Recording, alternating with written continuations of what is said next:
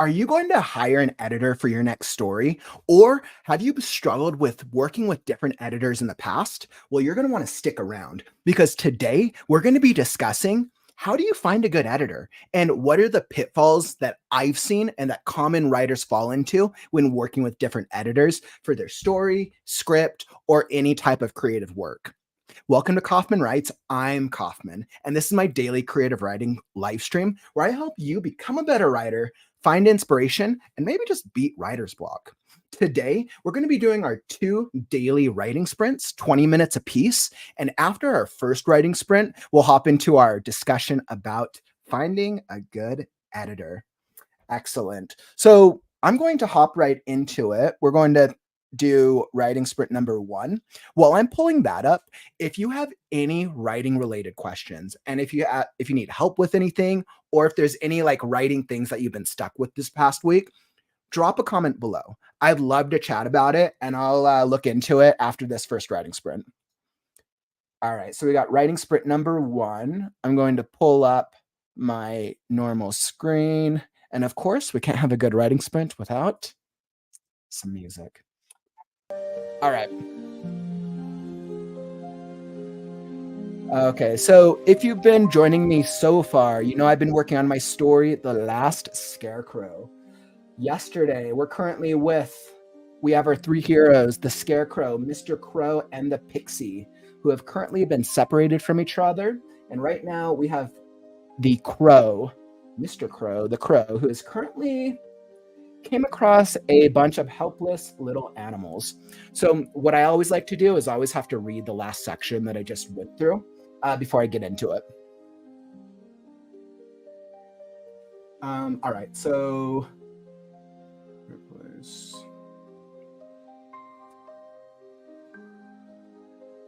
focused on retrieving Quilt, Crow didn't recognize the tiny creatures spread out on the ground. 2 mice, a squirrel, an otter, and a skunk were backed against a series of rocks from one of the primates, nearly 3 times any of their size.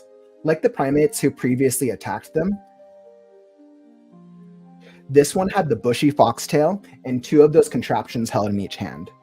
He shot one of them at the group of small creatures, and a net shot forth, wrapping itself around the 2 mice. Something tugged within Crow's chest, a strange, distant feeling from a long time ago.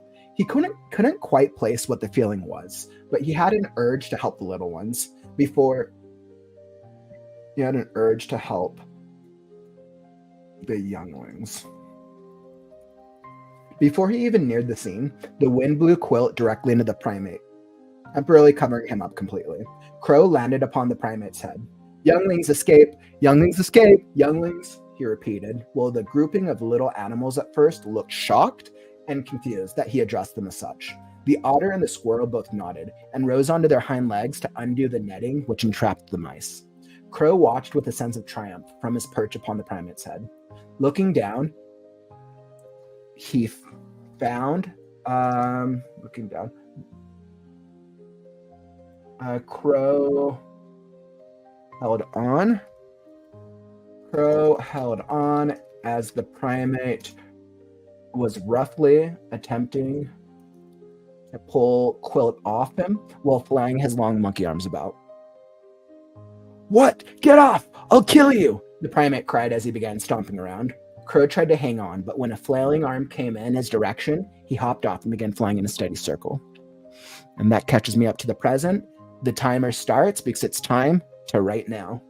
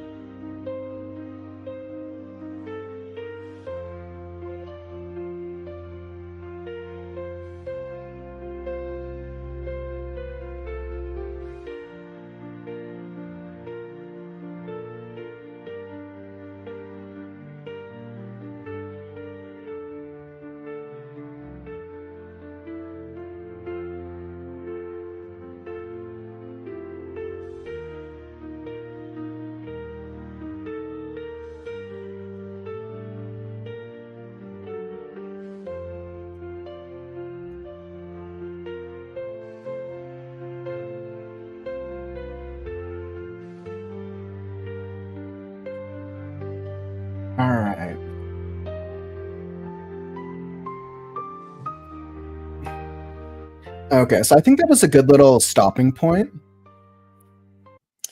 All right, that was a nice little writing sprint on my part. I think I went about 22 minutes.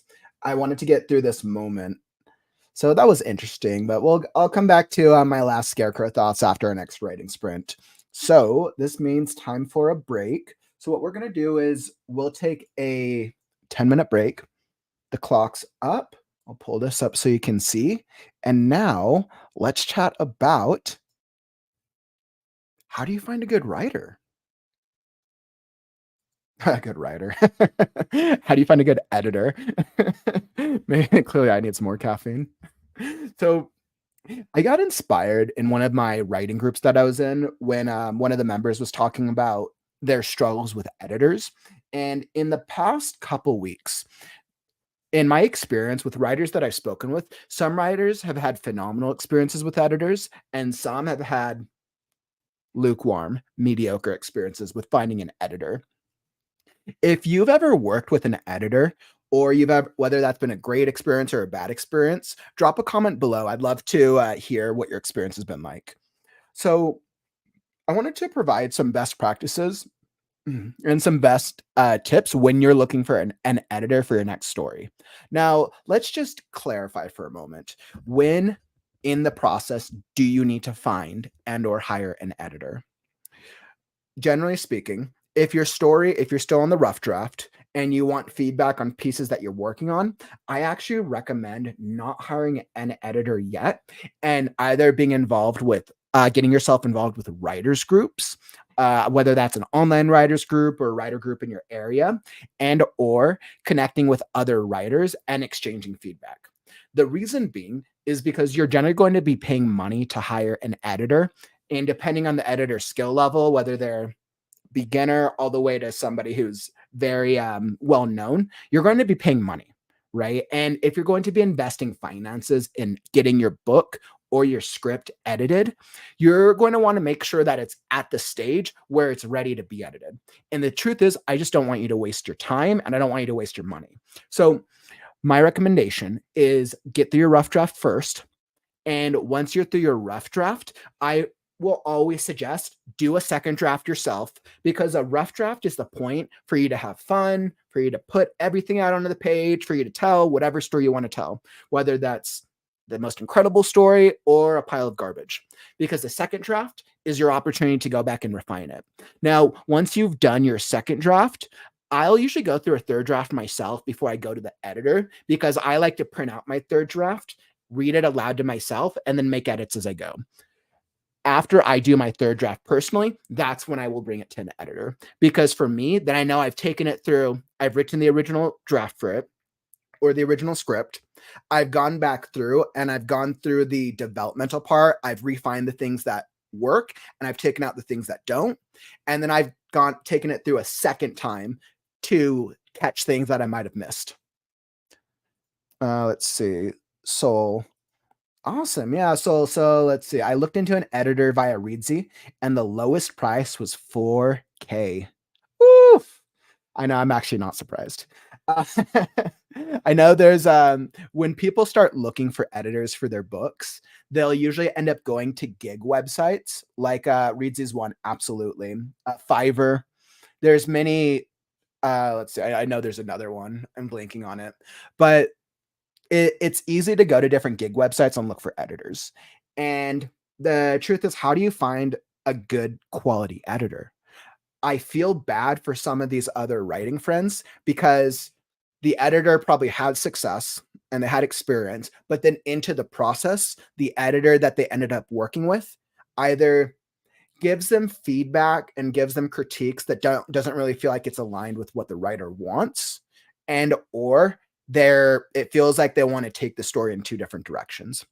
So my first recommendation is find an editor who you have values, who your values are aligned.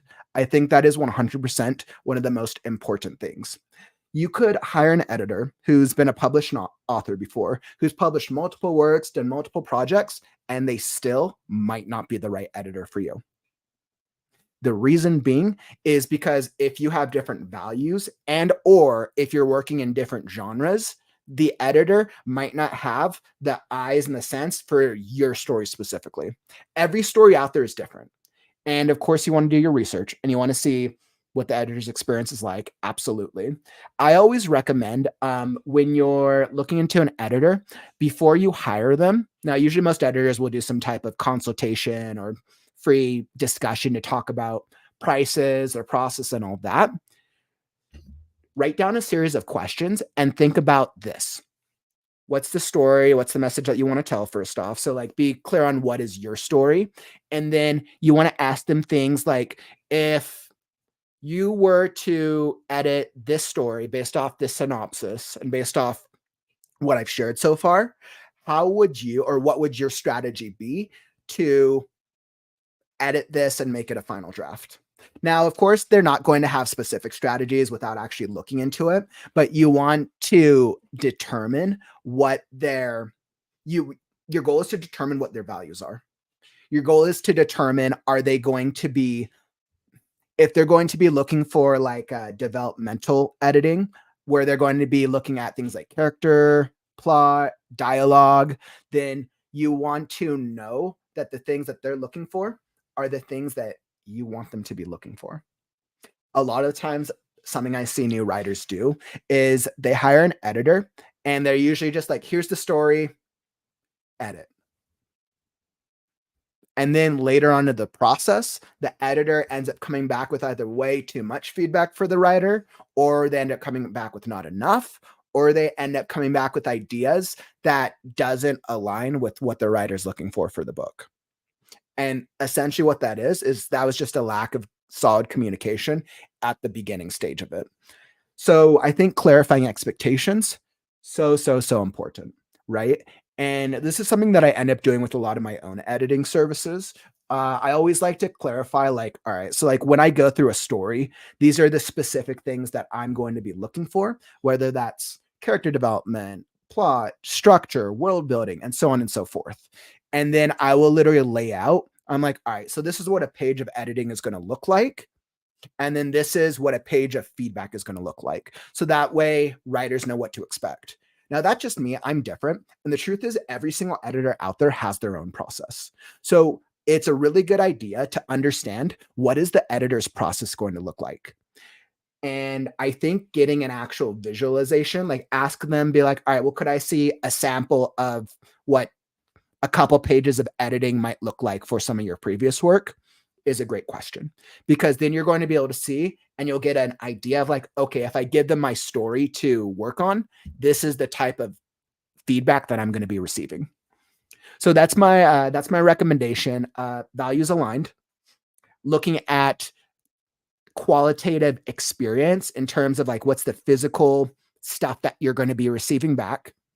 And then the third one with pricing. So like, Sol, I know you touched upon that the lowest priced editor you could find was $4,000.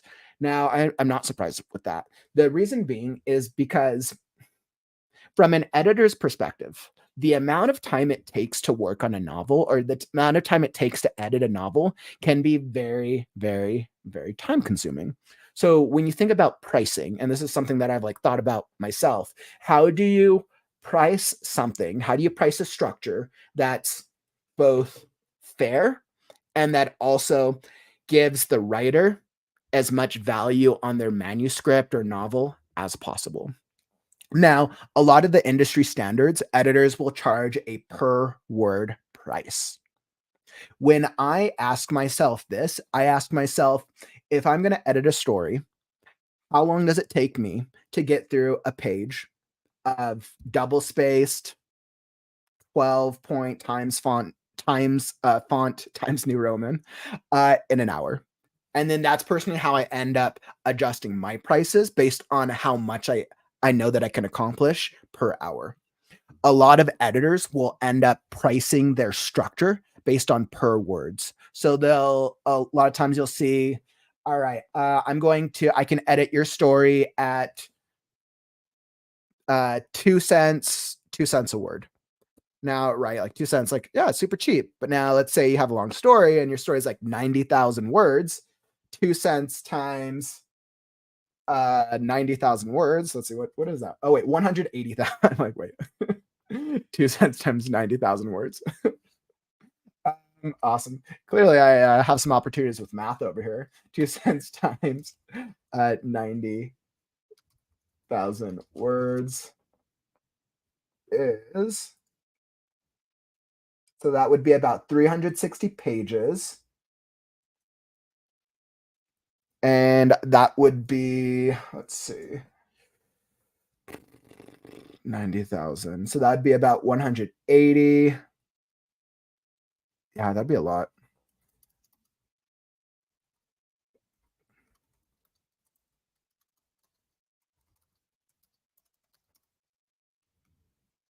So that would be about 180,000. So that would be about what, 2,000, 2K? And that's pricing it at kind of a low end.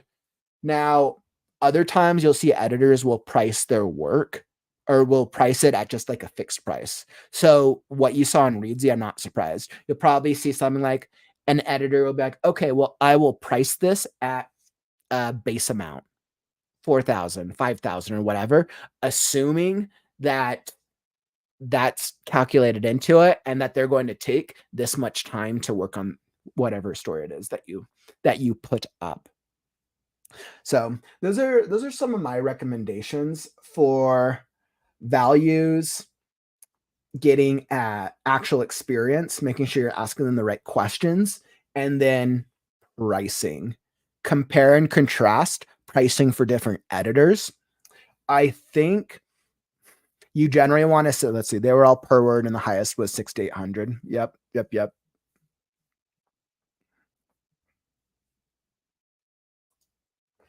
They were all per word and the highest was 6,800.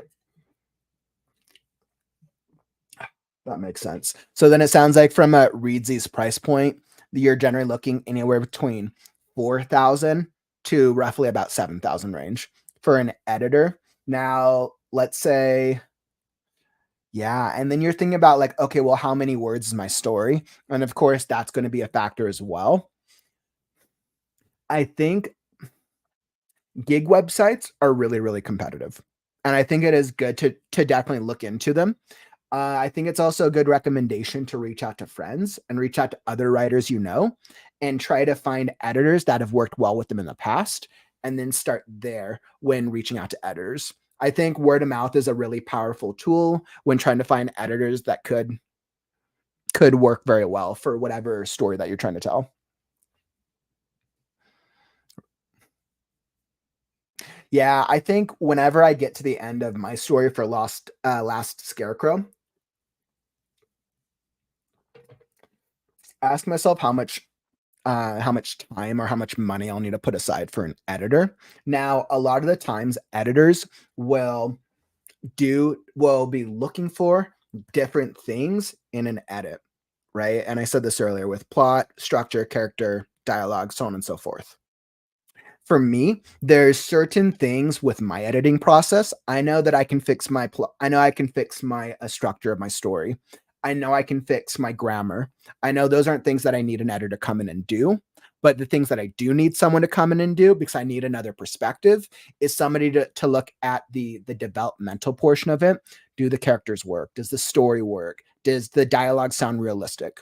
So I can actually break up my own, I can do some of the editing work myself, and thereby cutting down the amount of time an editor is going to need to spend on a novel. Now, if an editor is charging a per word rate, I can actually ask them like, okay, so what are the things that you're looking for? And then I could probably negotiate for a lower price point because I'm only going to ask them to be editing and looking for less things. Then that's probably the strategy that I'll be using when I start looking for an editor. And let's see, with Last Scarecrow, I'm probably, let's see, how far am I? So Last Scarecrow is about, so Last Scarecrow just hit 40,000 words, and it's probably like 45% of the way through the story, which tells me it's probably going to be about 90 to 100,000 words by the time it's finished, probably maybe early summer. So I'll start going through that process myself when I get there. But I'll totally include you guys in the journey, and we'll see if we can find a good editor together. As good a writer as anyone is, even the best like published authors out there, everyone needs an editor. You can't put a book out to market without getting some other feedback. And as much as you want to give it to your significant other or your friend or family member, as much as they love you, you need subjective feedback. You need feedback from somebody who doesn't have a strong emotional attachment to your self-esteem. So that way you're going to get as real and subjective feedback. If part of your story sucks, you need to hear that it sucks. So that way you can fix it before it gets put out to market. Because then once it's put out to market, then there's not too much you're going to be able to do about it. Sure, you could come out with a second edition, which a lot of times writers, you'll see that years later, but save yourself time, get it to whatever the best point is as possible. It doesn't have to be perfect. As writers, we could rewrite something a million times, but get it to a good enough level and then put it out there. And that way you can put your story out there, people will read it, and you can make money off of it, right? And then that money will help supplement your income. So then you can put it towards the next story. And then your next story, you'll have more money for the next time you need to hire your next editor, build up the website for marketing or whatever you need to use it for. So those are some of my thoughts that have come to mind when I've been thinking about the editing process. And I feel so bad for a lot of writers I've been talking with who've really been like struggling with finding a good editor. So definitely drop a comment. Let me know if you've ever dealt with editing experience in general. And I'd love to hear more of your stories as well. It's definitely it's I think this is a process that every single writer goes through. It really is because everyone wants to get their book published, but we all need somebody to read it. So awesome. So that actually brings us to the end of our break. Now, I hope that discussion about editing helped you out just a little bit. If you have any additional questions about editors, drop them in the comments and I'll touch back upon them after my the second writing sprint.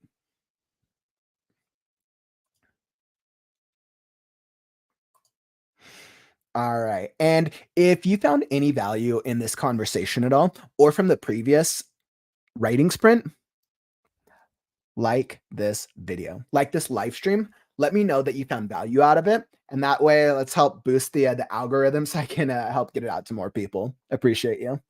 All right. So we're going to hop straight into daily writing sprint number 2, 20 minutes. If it's been a long week and you don't feel like writing right now, that's all right. You can read along with me as I write vicariously for the both of us. Or you can do some work, development, writing, plotting, whatever on your end. And we got 20 minutes. Let me cue up the music.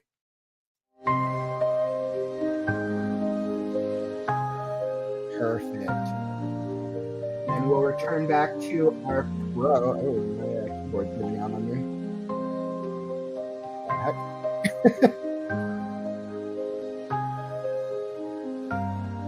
I like bought this new keyboard and it's like going crazy on me after only 1 week. I'm like, of course. There's my luck. All set. So 20 minutes on the clock and it's time to write now.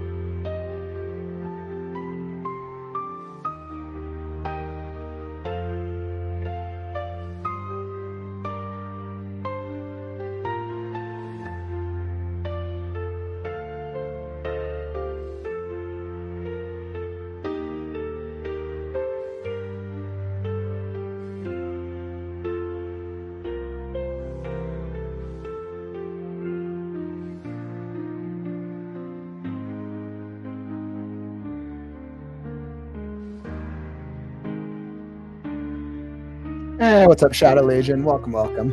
We're just in the middle of a writing sprint right now.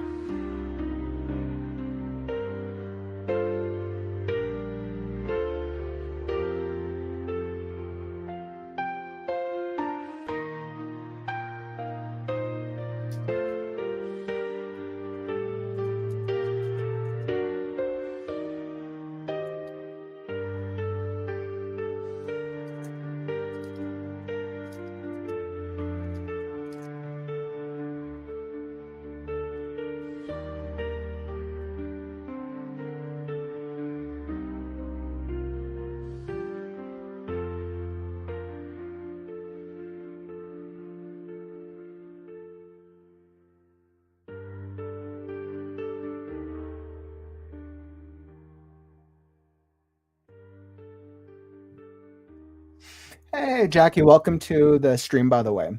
This is a great comment. So you said, I am a teacher. I think this type of video would be great to show kids to help them start writing. Some kids are too scared to start. I actually completely agree with that.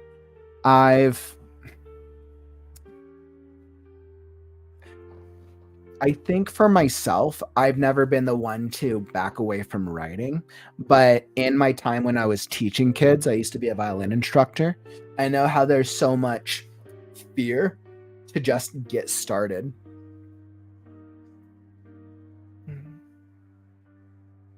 That's absolutely a great idea.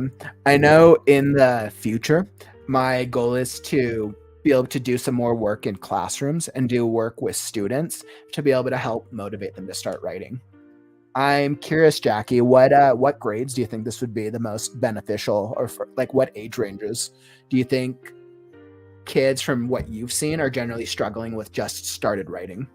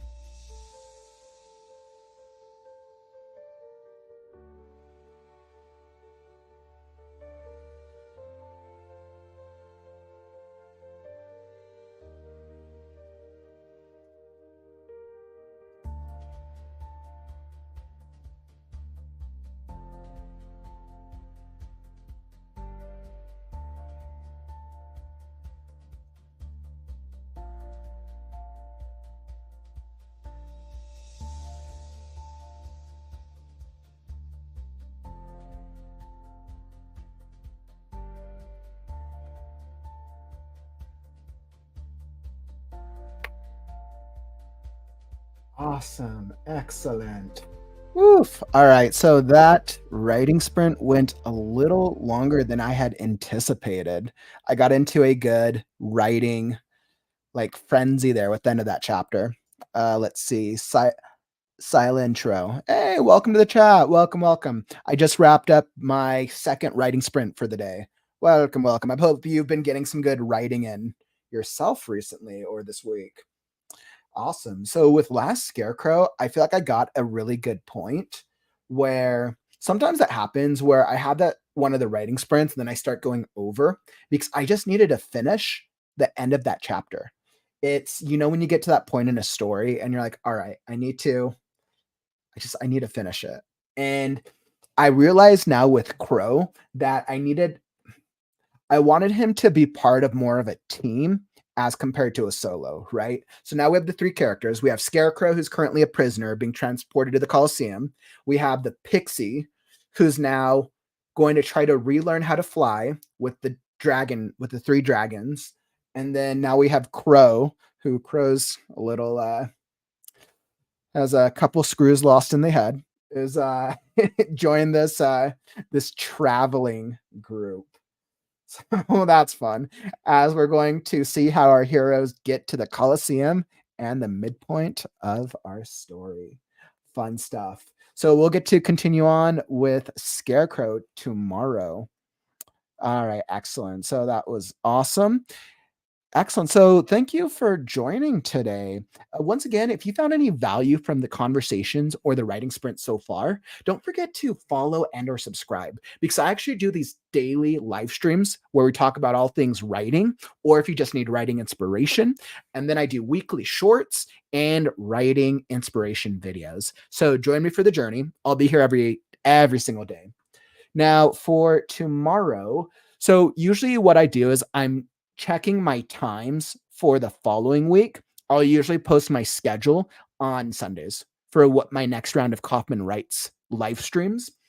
For next week, I'll probably be deciding my times sometime later today. I'll post it right here on the YouTube channel, so make sure you're subscribed. Same on Twitch and Facebook.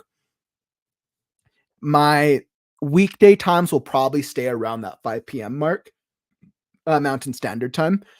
Well, my weekend times, I might move the timing around a little bit as I'm continuing to kind of see what times work best for you, the viewer.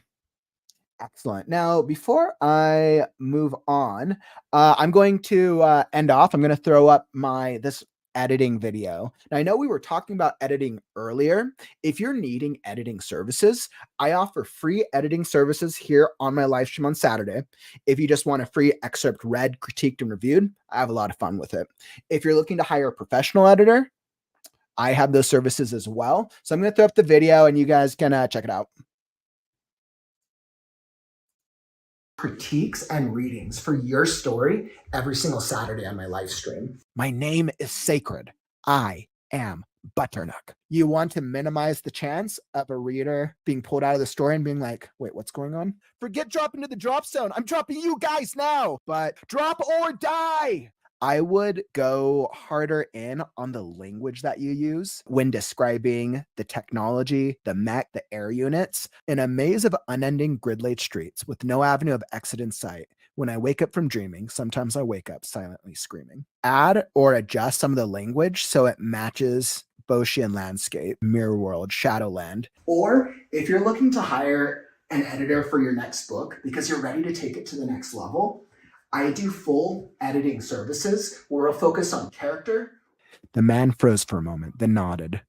Wolf, me, Wolf. I want to know more about each of the characters. Wolf makes me suspect that he's either father, a pirate, the evil antagonist, like the capricious nature of life's tapestry. You want to highlight and elevate that relationship between the two of you, that meeting moment. World building, I want more of this. Rhyming tone is music to the ears. I saw you're dead inside. That something happened I never knew about. And all those lies, loneliness, and us having to cope with it, relate to it, understand it, or fight against it is a very powerful message. Dialogue. He was surprised that this woman, of all people, was giving him a pep talk because sometimes when we have characters who speak too much, it's easy for someone to tune out if they're reading it. And this is a really interesting world, and I don't want people to tune out on their work. And structure. Ben jumped up a little disoriented and grabbed his gun. Running to the stairs, he heard men yelling, "Who else is down there?" During this shootout, I would just add a little more detail, make this a little longer, because this shootout is fun. This is like the action sequence of like, kill the bad guy, pow pow. So that way your book will be all ready to be published. And let's take it to market.